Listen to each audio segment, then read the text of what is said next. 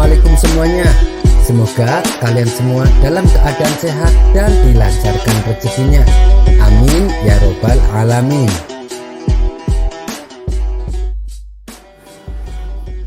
Ada-ada saja ulah Abu Jahil ini. Ia tak henti-hentinya memusuhi Abu Nawas. Setiap kali Abu Nawas membeli suatu barang, Abu Jahil merasa panas. Ia tak suka melihat Abu Nawas bahagia dengan barang baru yang dimilikinya. Pada suatu hari, Abu Nawas membeli sebuah lonceng, lalu ia tempelkan di depan pintu rumahnya.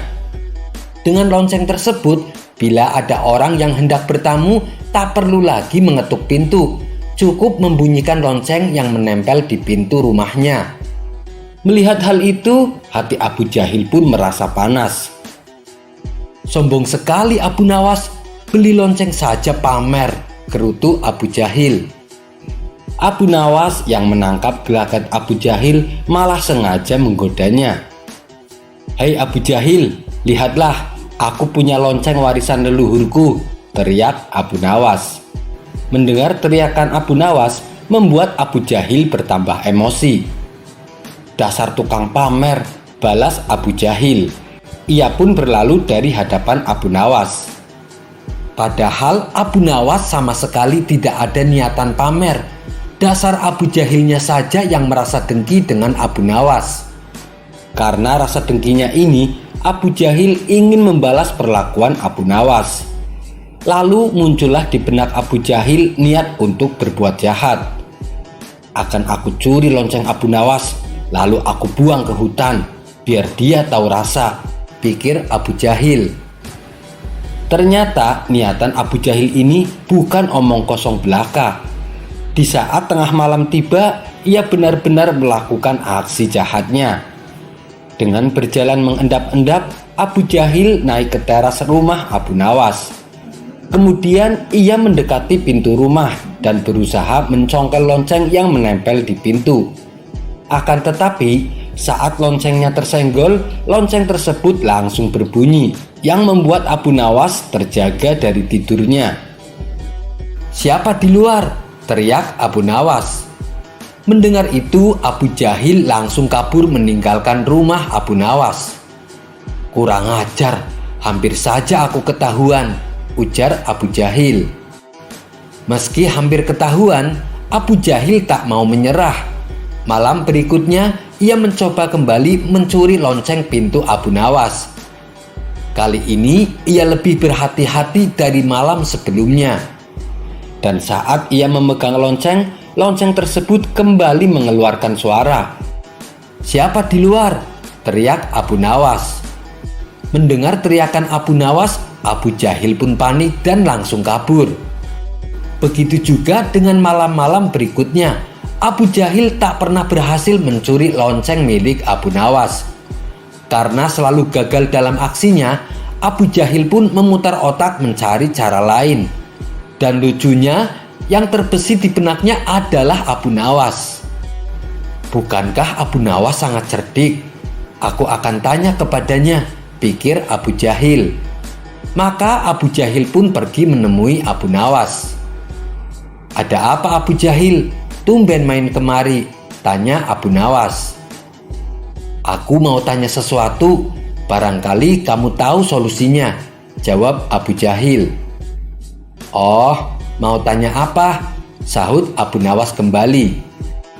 "Menurutmu cara apa yang paling ampuh mengambil benda yang berbunyi agar tidak terdengar?" tanya Abu Jahil. Abu Nawas tidak menaruh rasa curiga sama sekali. Ia tak tahu kalau benda yang dimaksud Abu Jahil adalah lonceng miliknya. Tapi Abu Nawas malah memberi solusi yang konyol. "Itu sih gampang. Saat kamu akan mengambil benda tersebut, tutup kedua telingamu dengan kapas. Pasti kamu tidak akan mendengar suara apapun," jawab Abu Nawas. Sejenak Abu Jahil terdiam. "Betul juga kata Abu Nawas. Kenapa tidak terpikirkan olehku?" ujar Abu Jahil dalam hati. "Terima kasih Abu Nawas atas solusinya," ucap Abu Jahil. Ia pun pergi meninggalkan Abu Nawas. Saat tengah malam tiba, Abu Jahil mulai beraksi. Sesuai saran Abu Nawas, Abu Jahil menutup kedua telinganya dengan kapas. Ia lalu memasuki halaman rumah Abu Nawas. Dan ketika ia mengambil lonceng yang menempel di pintu, Abu Jahil tidak mendengar suara apapun. "Akhirnya aku berhasil," ucap Abu Jahil kegirangan. Namun saat ia hendak membawa loncengnya, tiba-tiba dari belakang pundaknya ditepuk seseorang. Sontak Abu Jahil terkejut, apalagi ketika ia menoleh ke belakang. Ternyata orang tersebut adalah Abu Nawas. Aneh sekali, kenapa Abu Nawas bisa mendengarnya? Padahal aku tidak mendengar bunyi apapun, batin Abu Jahil keheranan.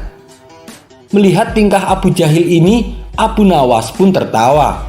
Kemudian Abu Nawas membuka kapas yang menempel di telinga Abu Jahil. "Ngapain kamu mencuri lonceng saya?" tanya Abu Nawas. Bukannya menjawab, Abu Jahil malah kabur sambil melempar lonceng di tangannya.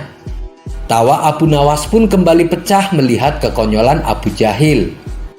"Tentu saja aku bisa mendengar suara lonceng. Telinga saya kan tidak ditutup dengan kapas," teriak Abu Nawas. "Kurang ajar Abu Nawas, dia telah mempermainkan aku," gerutu Abu Jahil. Kisah selanjutnya. Alkisah, suatu ketika Abu Nawas sedang melihat-lihat kebunnya yang sudah lama tidak terurus. Di saat dirinya asik di dalam kebunnya, tiba-tiba ada suara menghardik. "Hei, ngapain kau masuk ke dalam kebunku?" ujar seorang lelaki yang dijuluki Tuan Tanah. Abu Nawas pun kaget dan berkata, "Apa? Ini kebun milikku tahu, kamu jangan mengaku-ngaku." Tapi si Tuan Tanah bersikukuh. Dia mengatakan bahwa kebun tersebut adalah miliknya. Begitu juga dengan Abu Nawas. Keributan pun tak bisa dihindari. Keduanya sama-sama tak mau mengalah. Kasus ini jelas ruwet, karena pada zaman itu tidak ada yang namanya sertifikat tanah.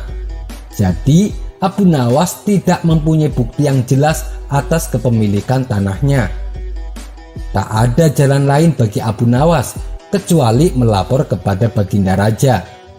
"Ayo kita adukan hal ini kepada Baginda Raja," usul Abu Nawas. Tantangan tersebut tak membuat si Tuan Tanah mundur. Ia tetap meladeni permintaan Abu Nawas. Maka keduanya pun pergi ke istana untuk menghadap Baginda Raja. Di hadapan Baginda Raja, Abu Nawas pun mengadu, "Wahai Paduka yang mulia, saya mempunyai kebun di suatu daerah, tapi tiba-tiba dia mengaku-ngaku kalau kebun tersebut adalah miliknya," kata Abu Nawas. "Ini masalah rumit Abu Nawas. Agar masalahnya bisa diputus secara adil, maka mesti ditangani oleh hakim yang bijaksana," ujar Baginda Raja angkat tangan. "Saya setuju Baginda," balas Abu Nawas. Tapi yang jadi persoalannya adalah siapa yang bisa menjadi hakimnya, sebab ini bukan perkara mudah. Biasanya kalau ada urusan ruwet seperti ini, Abu Nawaslah solusinya. Kini justru Abu Nawas sendiri yang mempunyai perkara. Jadi harus dicari hakim yang selevel Abu Nawas untuk menangani kasus ini. Baginda Raja pun akhirnya mendapatkan hakim yang paling baik reputasinya di kota Baghdad. Hakim ini terkenal cerdas dan berwibawa. Orang-orang yang berperkara dengannya selalu puas dengan hasil keputusannya. Baginda yakin hakim ini pasti akan memutuskan perkara dengan seadil-adilnya. Maka pada hari yang sudah ditentukan, sidang pun dilakukan di salah satu ruang istana. Dalam sidang itu, selain pihak yang bersengketa, hadir juga Baginda Raja. Rupanya, Baginda Raja ingin tahu siapa sesungguhnya yang mengaku-ngaku dan jadi biang kerok keruwetan ini.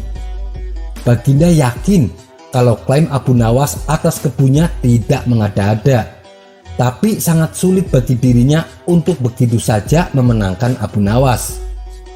Sebelum sidang dimulai, Baginda Raja berkata, Bila di antara kalian berdua ada yang terbukti bersalah dengan mengaku-ngaku kebun tersebut, maka hukuman penjara siap menantinya, ancam Baginda Raja. Oleh karena itu, sebelum sidang dimulai, saya kasih satu kesempatan lagi. Kalau mau jujur sekarang, saya tidak akan menghukumnya, ucap Baginda Raja melanjutkan. Tapi si Tuan Tanah tetap pada pendiriannya, dan sidang pun langsung dimulai. Nah, untuk menguji kebenaran atas pengakuan kebun itu, maka sang hakim bertanya kepada kedua belah pihak yang bersengketa, "Berapa jumlah pohon di dalam kebunmu?"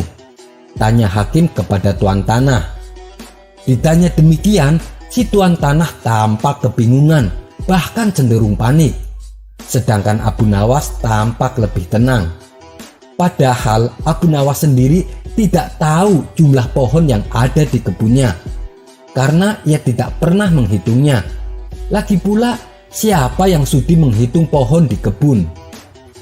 Setelah terdiam agak lama, hakim kembali berkata kepada si Tuan Tanah, "Bagaimana mungkin Anda mengaku kebun tersebut milik Anda, sementara Anda tidak mengetahui jumlah pohonnya?" Si Tuan Tanah hanya menunduk dalam-dalam. Ia tampaknya grogi berat. Melihat tingkah Tuan Tanah ini, hakim dan Baginda Raja semakin yakin kalau si Tuan Tanah lah yang berbohong. Kemudian pertanyaan tadi juga diajukan oleh sang hakim kepada Abu Nawas. "Sekarang giliranmu, Abu Nawas. Berapa jumlah pohon yang ada di kebun kamu?" tanya sang hakim. "Sebelum saya menjawabnya, bolehkah saya bertanya kepada Tuan Hakim?" ucap Abu Nawas. "Silahkan Abu Nawas," jawab sang hakim. "Berapa lama Anda menempati rumah Anda?" tanya Abu Nawas. "Kira-kira sejak beberapa tahun yang lalu." "Memangnya kenapa Abu Nawas?" kata Tuan Hakim heran. "Tidak, saya cuma mau bertanya, berapa jumlah genteng yang ada di rumah Anda?" tanya Abu Nawas kembali. Hakim tersebut langsung gelagapan dengan pertanyaan Abu Nawas. Ia tak bisa menjawabnya. Lalu sang hakim berkata, "Keputusan persidangan kali ini kebenaran ada di pihak Abu Nawas. Dan kamu Tuan Tanah, karena kamu telah berbohong, maka kamu dihukum penjara," ujar sang hakim. Palu diketok dan persidangan pun selesai. Bisa ditebak wajah pucat Tuan Tanah itu saat dirinya diseret ke dalam penjara. Hakim yang terkenal adil dan bijaksana ini mengakui terkadang kecerdasan dan kejeniusan bisa patah oleh argumen. "Saya belum pernah kalah kecuali dengan kamu Abu Nawas," ujar sang hakim mengakui kehebatan Abu Nawas. Kisah selanjutnya. Dikisahkan ada seorang penggembala yang mempunyai masalah dengan pendengarannya alias tuli. Meskipun ia tuli sejak lahir, ia tak pernah mengeluh dengan kekurangannya itu. Kegiatan sehari-harinya adalah membawa domba-domba gembalaannya di sebuah padang rumput berbukit yang tak jauh dari rumahnya. Pada suatu hari, saat ia sedang menggembalakan domba-dombanya, si gembala merasakan sakit perut. Ia sudah tak kuat menahannya untuk buang air besar. Tiba-tiba ia melihat ada seseorang yang tak jauh darinya sedang memotong rumput. Ia pun menghampirinya dan berkata, "Hei kawan, tolong jaga domba-domba ini ya, dan tolong awasi jangan sampai ada yang berkeliaran hingga tersesat. Aku akan pulang ke rumah sebentar untuk buang air besar." Pemotong rumput tersebut ternyata juga tuli. Ia tak mendengar apapun yang penggembala itu katakan. Si pemotong rumput mengira kalau si penggembala mau meminta rumputnya. Ia pun menjawab, "Enak saja, mengapa kau tidak memotong rumputnya sendiri? Aku di rumah juga banyak hewan ternak yang harus kuberi makan. Sudah, sana pergi, jangan ganggu aku," kata si pemotong rumput sembari menggerakkan tangannya. Karena sama-sama tak bisa mendengar, si penggembala mengira gerakan tangan yang dilakukan oleh si pemotong rumput merupakan isyarat bahwa dirinya bersedia dan menyuruh si penggembala agar cepat pulang. "Terima kasih kawan, engkau benar-benar telah menolongku," kata si penggembala. Ia pun lantas segera berlari pulang ke rumah. Setelah si gembala menuntaskan hajatnya buang air besar, ia kembali menemui si pemotong rumput. Si penggembala menghitung domba-dombanya dengan cermat dan ternyata jumlahnya masih lengkap. Dalam hati ia bergumam, "Sungguh luar biasa pribadi pemotong rumput itu. Ia benar-benar bisa dipercaya. Ia menjaga domba-dombaku tanpa mengharap ucapan terima kasih sama sekali. Sungguh pribadi yang luar biasa. Oh iya, salah satu dombaku kan ada yang pincang. Lebih baik aku berikan padanya sebagai rasa terima kasihku. Ini akan menjadi makanan yang lezat untuk keluarganya." Si penggembala lalu memanggul domba tersebut dan menghampiri si pemotong rumput. "Hei kawan, terimalah hadiah dariku karena engkau telah menjaga domba-dombaku," kata si penggembala sambil menunjukkan domba pincangnya. Melihat hal itu, si pemotong rumput malah menjadi marah. "Dasar kurang ajar, aku tak melihat apapun yang terjadi selama kamu pergi. Kenapa kamu malah meminta tanggung jawab atas pincangnya kaki dombamu? Dari tadi aku sibuk memotong rumput dan sama sekali tak tahu terkait kejadian yang menimpa pada kaki dombamu. Pergilah, kalau kau mendekat aku akan memukulmu," ancam si pemotong rumput dengan nada emosi. Si penggembala pun heran, kenapa si pemotong rumput malah marah kepadanya. Tiba-tiba lewatlah seseorang dengan menaiki kuda. Tapi ternyata dia adalah seorang pencuri kuda yang telinganya juga tuli. Dan kuda yang dikendarainya adalah hasil curian. Si penggembala lalu berteriak memanggil si penunggang kuda. "Tuan, tolong katakan padaku apa yang diucapkan si pemotong rumput ini. Aku ini tuli tuan, jadi aku tidak mengerti kenapa ia menolak pemberianku. Malah ia marah kepadaku," ucap si penggembala dengan nada emosi. Si pemotong rumput tak mau kalah. Ia juga bicara dengan nada teriak kepada si penunggang kuda. "Begini tuan, dari tadi aku sedang memotong rumput dan tidak tahu apa-apa. Tapi tiba-tiba dia meminta tanggung jawab atas pincangnya kaki domba miliknya. Jelas saja saya marah dituduh seperti itu," ucap si pemotong rumput dengan nada marah. Si penunggang kuda kemudian turun dari kudanya dan menghampiri keduanya. Karena ia juga tuli, ia mengira si pemotong rumput dan si penggembala kambing sedang memarahinya karena telah mencuri kudanya. "Iya benar, aku memang barusan mencuri kuda, tapi aku sungguh tidak tahu kalau kuda ini adalah milik kalian. Maafkan aku kawan," kata si penunggang kuda.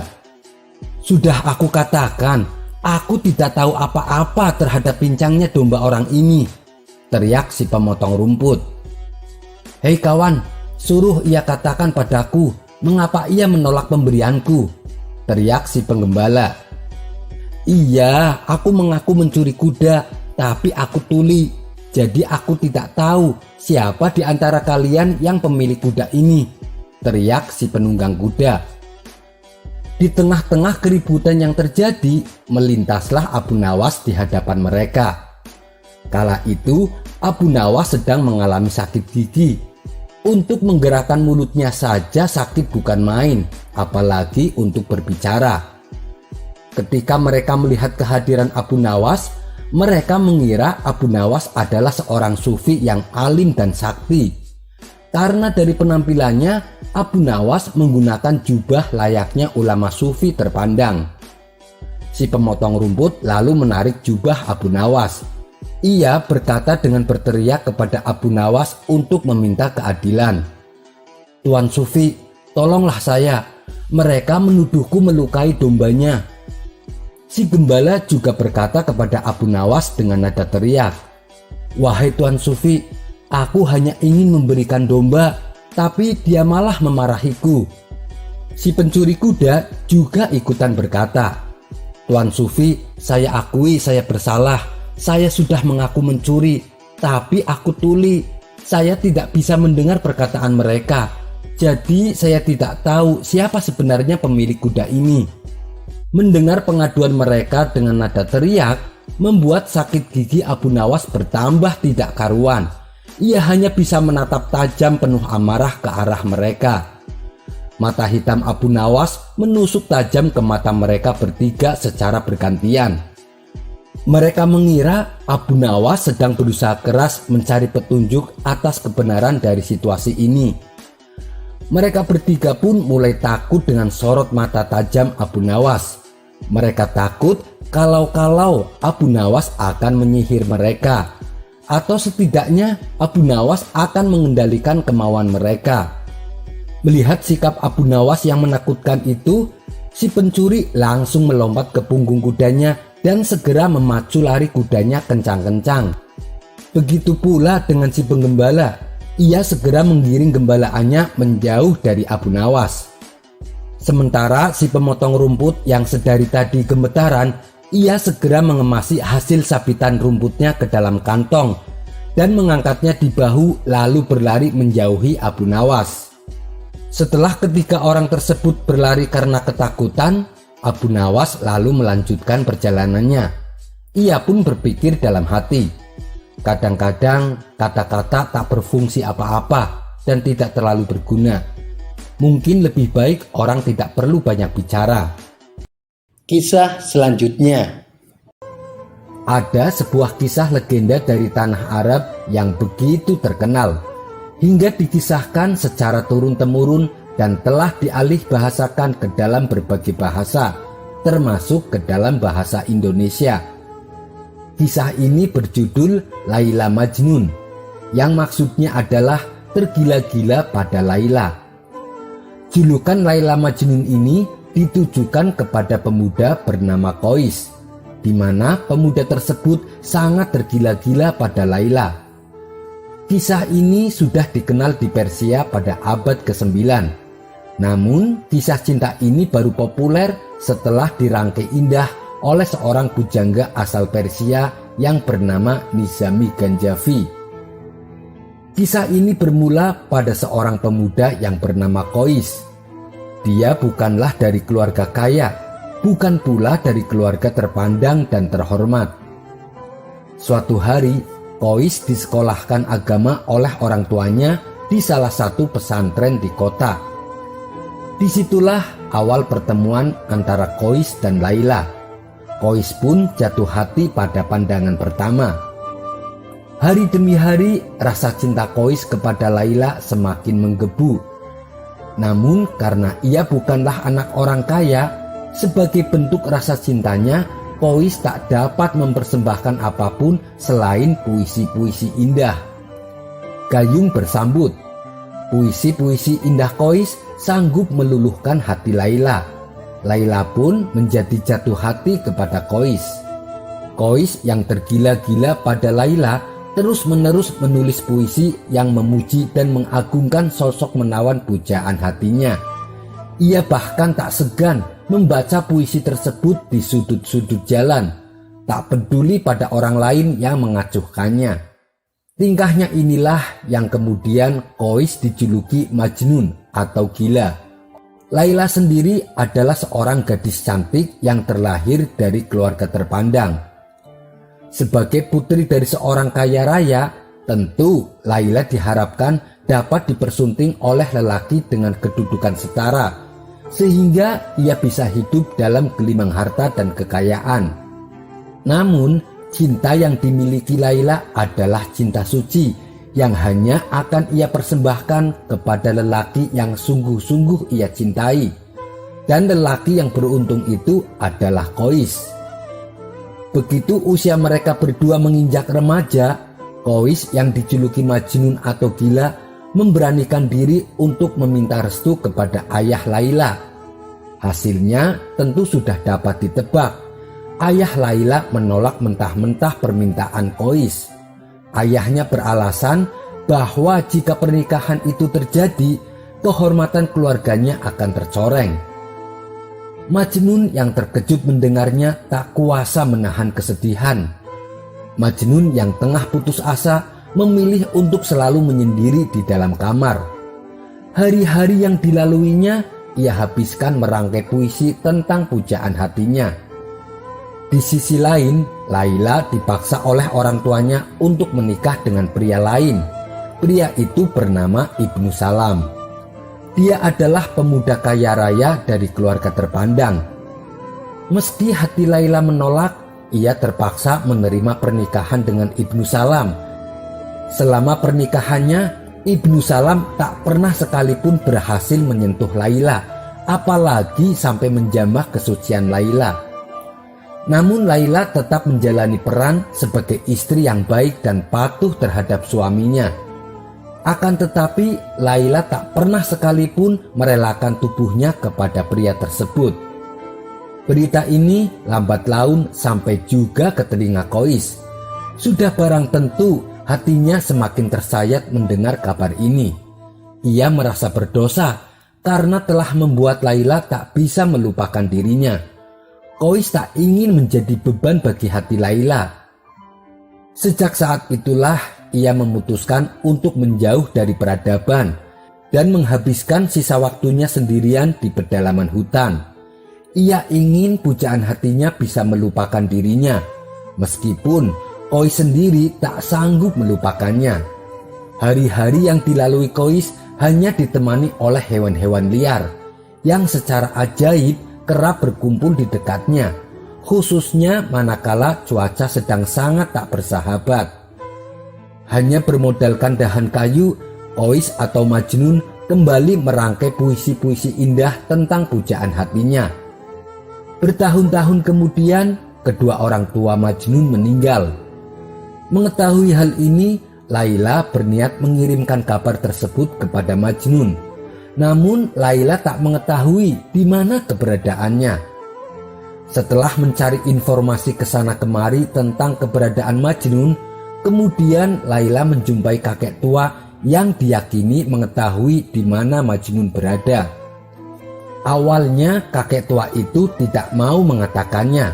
Alasannya karena ia telah diamanati Majnun supaya tidak memberitahu kepada siapapun tentang keberadaannya. Namun melihat Laila yang memohon dengan sesenggukan, kakek tua itu pun tak tega. Ia akhirnya menyetujui permintaan Laila. Tapi dengan syarat, kabar tentang kematian orang tuanya Majnun harus kakek tua sendiri yang memberitahu. Harapan Laila untuk bisa berjumpa dengan Majnun kandas tidak kesampaian. Meskipun hati Laila sedih, tetapi setidaknya ia bisa berbicara dengan orang di mana orang tersebut berbicara dengan pujaan hatinya. Matanya bisa memandang orang di mana mata orang tersebut bisa melihat pujaan hatinya. Suatu hari ketika kakek tua itu menemui Majnun, ia pun menyampaikan kabar tentang kematian orang tuanya. Perasaan sedih, pilu dan menyesal dirasakan oleh Majnun.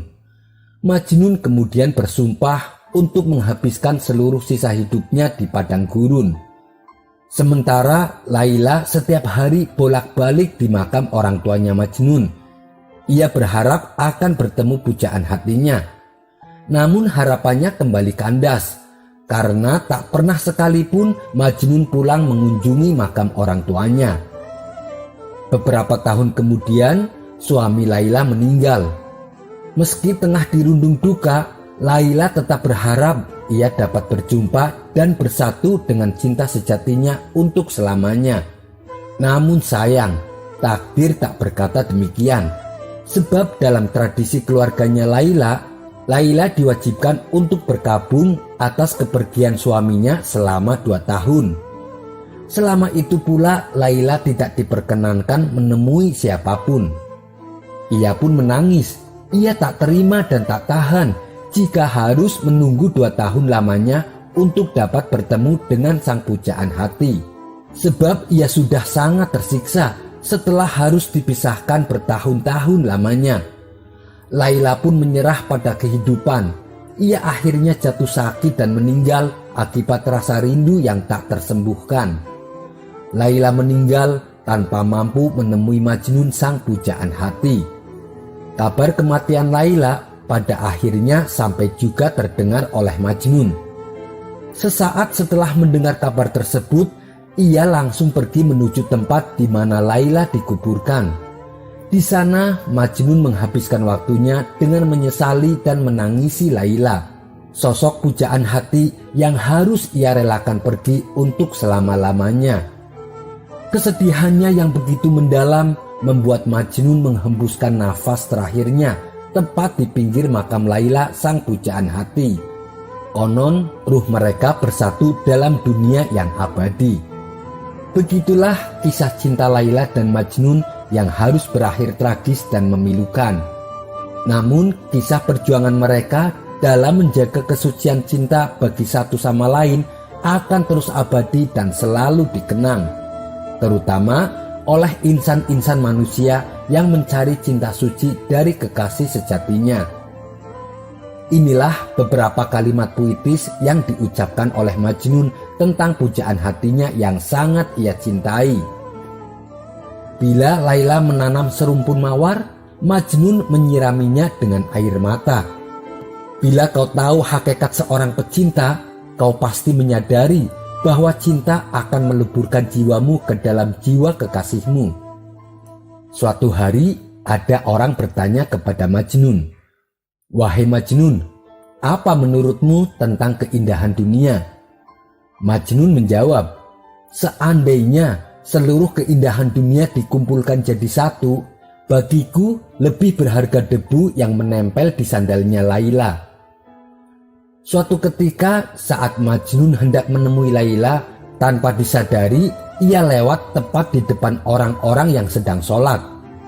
Sekembalinya dari rumah Laila, Majnun ditegur oleh orang-orang yang tadi mengerjakan sholat. "Hei Majnun, hei gila, kamu tidak waras ya? Tadi waktu kami sedang sholat, kamu malah berjalan tepat di depan kami." Mendengar itu pun Majnun menjawab, "Maaf, saya sama sekali tidak menyadari dan saya tidak melihat kalian, apalagi melihat kalian sedang sholat. Karena saya bahagia akan menemui Laila pujaan hatiku. Tapi saya heran, kenapa kalian yang justru sedang menemui Tuhanmu, kalian bisa menyadari dan melihat keberadaan saya?" Kisah selanjutnya. Dikisahkan ada seorang menteri kerajaan yang mempunyai hobi sangat aneh. Ia suka berburu burung pipit di tengah pemukiman warga. Awalnya para warga biasa saja tidak memperdulikannya. Tapi lama-kelamaan mereka mulai kesal dengan ulah sang menteri. Pasalnya setiap kali berburu burung pipit, sang menteri dengan seenaknya menginjak-injak perkebunan warga. Akibatnya banyak perkebunan warga yang menjadi rusak. Tak berhenti sampai di situ. Apabila burung pipit buruannya masuk ke dalam rumah warga, sang menteri dengan seenaknya masuk ke rumah tersebut tanpa permisi dan mengacak-acak seisi rumah hanya untuk menangkap burung pipit buruannya. Tentu saja ulah sang menteri ini membuat jengkel para warga. Akan tetapi mereka tidak berani menegur apalagi sampai melarangnya. Hingga pada suatu hari ada dua warga yang terlihat serius mengobrol di warung tempat biasa Abu Nawas nongkrong. "Apa yang harus kita lakukan untuk menegur sang menteri? Masa kita akan membiarkan dia berbuat seenaknya?" keluh salah seorang kepada kawannya. "Bagaimana kalau kita adukan saja kepada Abu Nawas? Dia kan dekat dengan Baginda Raja. Biar Abu Nawas melaporkan langsung kepada Baginda atas perbuatan menterinya yang kurang ajar," jawab orang kedua. "Iya, itu ide bagus. Aku sudah sangat kesal dengan ulah menteri itu," balasnya. Tidak lama kemudian datanglah Abu Nawas ke warung tersebut. "Hei Abu Nawas, duduklah di sini. Kami ingin bicara denganmu," pinta kedua orang itu. Abu Nawas pun segera menghampiri mereka dan bertanya, "Ada apa? Kenapa muka kalian terlihat kesal? tanya Abu Nawas. Lalu mereka berdua mengadu kepada Abu Nawas tentang ulah sang menteri yang sering berbuat seenaknya. Begini Abu Nawas, kamu kan dekat dengan Baginda, laporkan saja padanya biar dia mendapatkan hukuman, ujar mereka berdua. Oh, soal sepele seperti ini tak perlu melibatkan Baginda Raja, cukup aku saja yang akan membuatnya jera, kalian jangan khawatir, tutur Abu Nawas. Tapi aku minta bantuan kalian, pinta Abu Nawas kepada dua orang tersebut. Apa itu wahai Abu Nawas? Katakan saja pada kami, balas mereka. Nanti sore kalian siapkan burung pipit, lalu antarkan ke rumahku, perintah Abu Nawas. Baiklah, saya siap Abu Nawas, jawab mereka. Sesuai kesepakatan, pada sore harinya mereka mengantarkan sekawanan burung pipit yang diminta Abu Nawas. Lalu oleh Abu Nawas, burung-burung tersebut disimpan di dalam kandang. Pada keesokan harinya, Abu Nawas melepaskan sekawanan burung pipit tersebut di halaman rumahnya. Pucuk dicinta ulam pun tiba. Sang menteri yang ditunggu akhirnya lewat di depan rumah Abu Nawas. Melihat ada sekawanan burung pipit di halaman rumah Abu Nawas, sang menteri menghentikan langkahnya. Ia langsung masuk ke halaman rumah Abu Nawas dan memburu burung-burung tersebut. Sang menteri girang bukan kepalang, karena buruannya kali ini bisa tertangkap semua. Tapi ketika akan membawa pulang buruannya, Abu Nawas langsung mencegatnya. Tunggu dulu Tuan Menteri, kenapa kamu memburu burung di halamanku? Sergah Abu Nawas. Memangnya kenapa? Burung ini kan tidak ada pemiliknya, bantah sang menteri. Tidak bisa begitu Tuan, semua yang ada di halaman rumahku berarti milikku, termasuk burung pipit yang kau buru itu, jawab Abu Nawas. Tapi aku kan yang menangkap burungnya, balas sang menteri tak mau kalah. Bagaimana kalau kita bagi dua saja Tuan Menteri, pancing Abu Nawas. Tidak mau, ini semua aku yang menangkapnya, jadi ini adalah milikku, protes sang menteri. Oh, baiklah, tapi perlu Tuan Menteri ketahui, Tuan Menteri telah masuk ke halaman rumahku tanpa izin, sedangkan di rumahku ada peraturannya, kata Abu Nawas. Apa peraturannya? Tanya sang menteri heran. Peraturannya adalah aku menendangmu 3 kali, nanti kamu juga menendangku 3 kali. Begitu seterusnya sampai ada yang mengalah, dan yang menang berhak atas burung tersebut, kata Abu Nawas menjelaskan. Oh begitu, baik saya setuju, balas sang menteri. Tapi karena saya adalah tuan rumah di sini, maka saya yang mulai duluan, ujar Abu Nawas. Kemudian Abu Nawas menendang perutnya Tuan Menteri, lalu menendang kepalanya, dan yang terakhir menendang selangkangannya. Sang menteri pun langsung jatuh tersungkur. Setelah beberapa lama menahan sakit, sang menteri kemudian berdiri. Sekarang giliran saya Abu Nawas, kata sang menteri jengkel.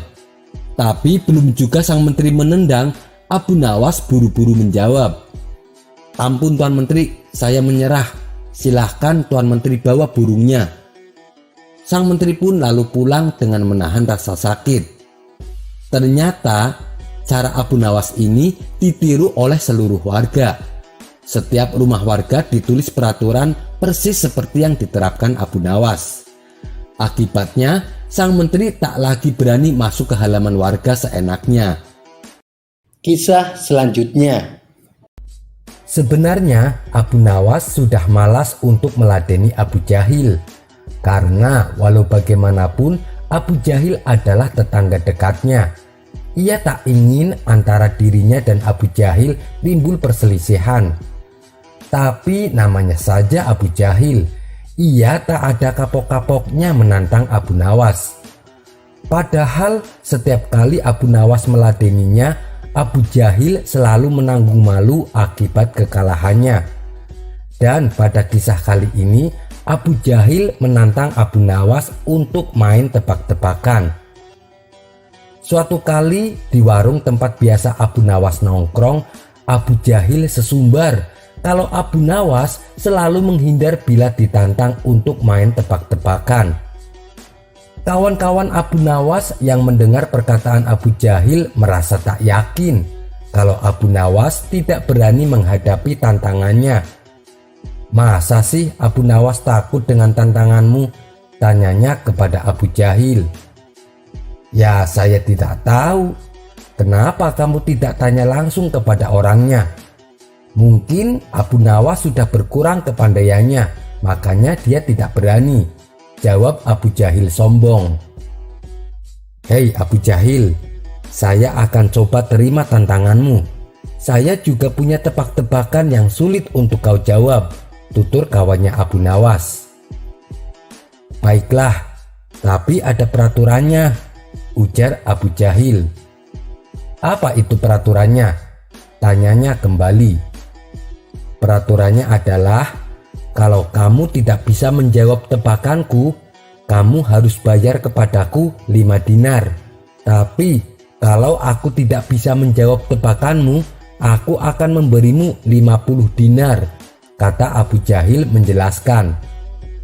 Dan ternyata semua tebakan kawannya Abu Nawas bisa dijawab dengan benar oleh Abu Jahil. Sementara tebakan Abu Jahil tak satu pun bisa dijawabnya.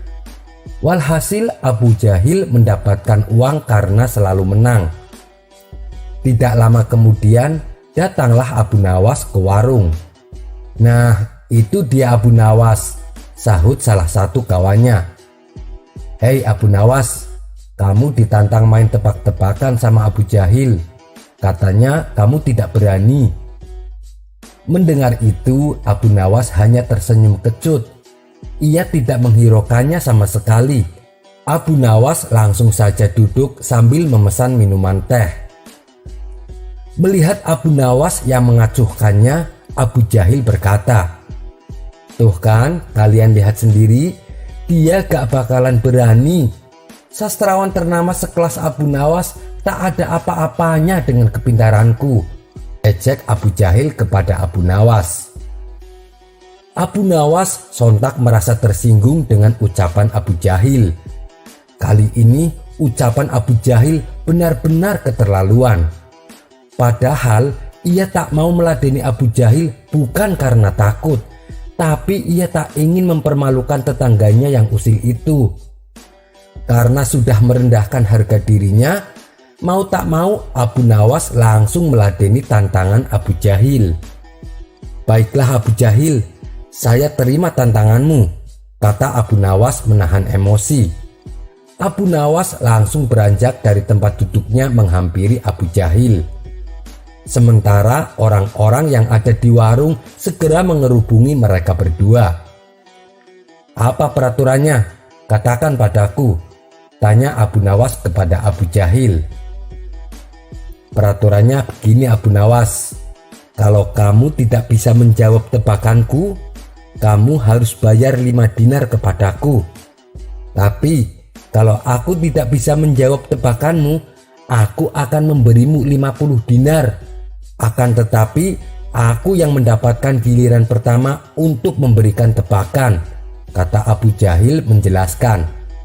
"Oh, silahkan," balas Abu Nawas.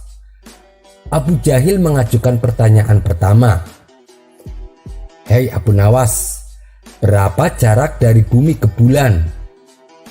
Mendengar pertanyaan Abu Jahil yang tak ia duga, Abu Nawas tidak bisa menjawabnya. Ia pun merogoh saku memberikan 5 dinar kepada Abu Jahil. Abu Jahil segera saja merebut uang 5 dinar di tangan Abu Nawas dengan nada mengejek. "Baiklah Abu Jahil, sekarang giliran saya untuk bertanya," ucap Abu Nawas. "Oh, silahkan Abu Nawas, berikan tebakan yang paling sulit yang kamu tahu," tantang Abu Jahil dengan nada sombong. "Sebutkan hewan apa yang kakinya 3, tanya Abu Nawas. Abu Jahil kaget mendengar tebakan Abu Nawas. Ia pun berpikir keras. Setelah hampir 1 jam mencari jawaban, akhirnya Abu Jahil menyerah dan memberikan Abu Nawas 50 dinar. "Hei Abu Nawas, memangnya hewan apa yang kakinya 3?" tanya Abu Jahil kepada Abu Nawas. Mendengar perkataan Abu Jahil, Abu Nawas kembali merogoh sakunya dan memberikan 5 dinar kepada Abu Jahil. "Aku butuh jawaban, bukan uang 5 dinar, tukas Abu Jahil. "Kamu kan tanya kepadaku, aku sendiri tidak tahu, makanya aku kasih kamu 5 dinar. Kan perjanjiannya seperti itu," jawab Abu Nawas enteng. "Sekarang gantian aku yang bertanya lagi. Hewan apa yang kakinya 3? tanya Abu Nawas. "Loh, kok pertanyaannya itu lagi?" protes Abu Jahil. "Tapi kamu belum bisa menebaknya kan?" tutur Abu Nawas. "Iya sih, saya tidak tahu jawabannya," kata Abu Jahil. "Nah, karena kamu tidak bisa menjawabnya lagi, kamu harus memberiku uang 50 dinar, balas Abu Nawas.